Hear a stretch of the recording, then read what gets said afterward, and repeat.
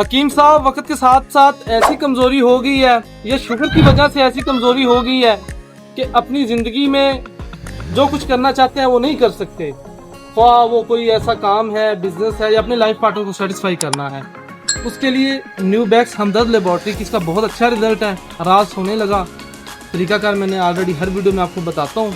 ये हशफा और स्पारी छोड़ के दरमियान वाले हिस्से पे सिर्फ 3 कतरे बराबर ये क्रीम लगानी है, ऊपर लेफ्ट और राइट एक कतरे के बराबर, और सुबह शाम एक चने के बराबर नीम गर्म दूध के साथ खाली मैदा।